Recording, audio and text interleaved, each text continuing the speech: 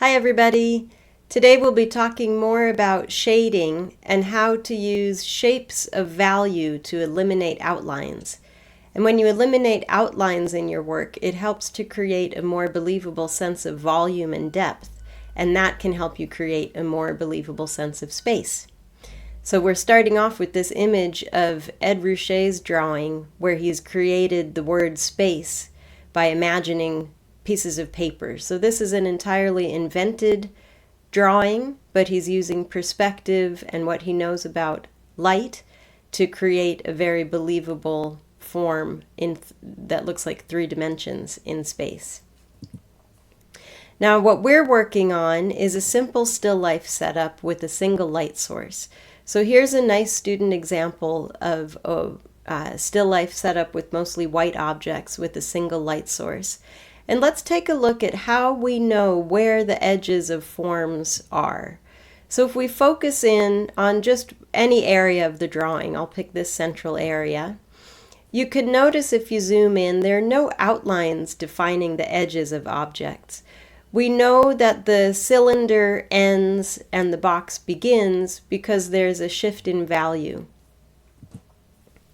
If we look at a student work like Claire Hawker's Still Life in a Box that she did a few years ago, this is also a nice example where value is being used to define the edges of shapes without relying on outlines. And if we zoom in on an area here, where you can see she set up paper towel and toilet paper to create a little bedroom scene for her rubber chicken. So subtle shifts in value are defining the edges of these forms. She's not needing to lay an outline in to define the edge of the form. Or in this example by Brooklyn Schnorr of A Still Life in a Box, here you can see her working and you can see how she's set up a light source with a clamp light pointed through a hole in the box so she can really control the light on her crumpled paper. If we zoom in here, you can see how she's also not using outlines to define the edges of the form, but she's letting shapes of value define those forms. Just for comparison, here you can see another drawing of crumpled paper where the outlines do define the edges of the form. So you can see the difference. Now if you use higher contrast, like where the white paper has light shining directly on it, the background appears darker, so there's higher level of contrast between dark and light, and there's a sharper edge created there, and that makes that shape stand out more. So it can become a focal point, and it can also come forward in the space. Whereas where there's lower contrast, so less of a difference between dark and light, and softer edges, sort of blurrier edges, those shapes tend to sit back in the space.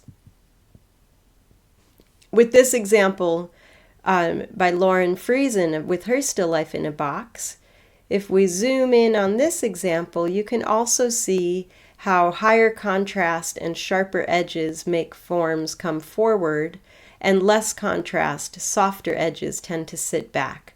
And if you look just at the top of the box here, you can see how that front edge of the box really comes forward in space because the division between the dark and the light is much sharper, whereas the back edge of the box is a blurrier edge. So that's a nice example of atmospheric perspective, where forms get blurrier as they move further back into the background, and that helps those edges, it helps those shapes move back into the space. So Lauren here you can see is using perspective, linear perspective, to define the depth in this box, but also what she knows about light and contrast to help define those edges. And that feather is such a sharp, crisp edge, that form really appears to come forward in the space. Okay, so I'll do a little drawing demo and try to show you what I'm talking about in practice. So I set up some objects in a box, some tape, and my daughter's LOL doll.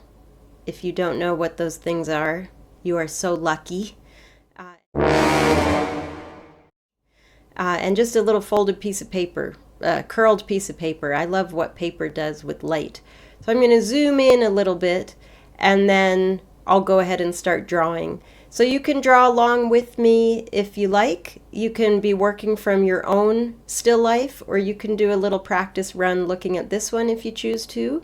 That's up to you. Okay, let's get started drawing. I'm going to start by just laying in a very light ground of vine charcoal.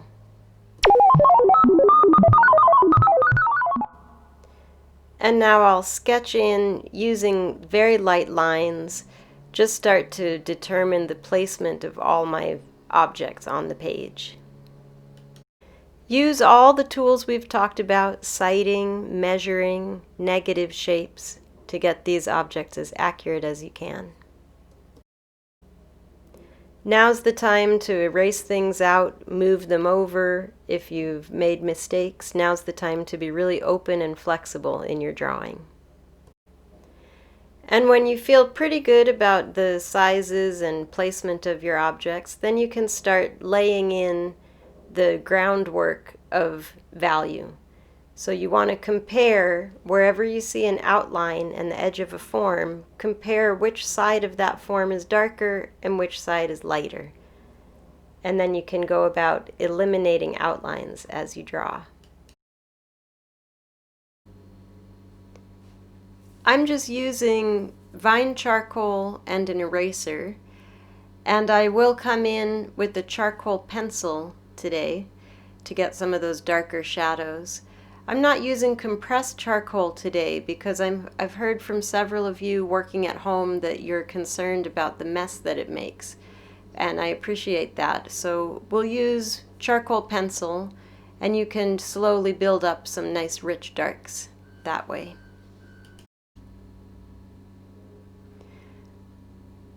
I'm using the eraser both to pull out lights and also to blend my charcoal as I go. So I want to create an all-over even mark making back and forth between my eraser and my charcoal.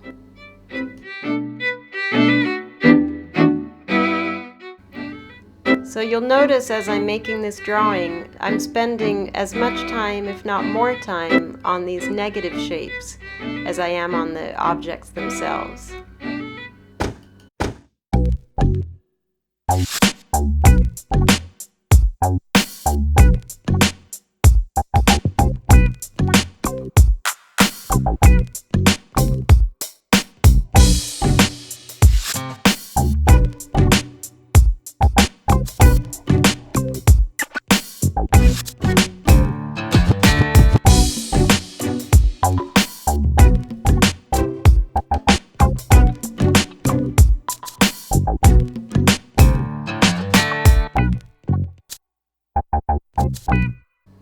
We talk about the funny things that light does. Here in this cast shadow, you can see where the light is bouncing back and forth between the object and the shadow. So there's reflected light on the object, and then there's some reflected light that bounces back down into the shadow itself. The more you look, the more you see. It's a very rich and rewarding experience.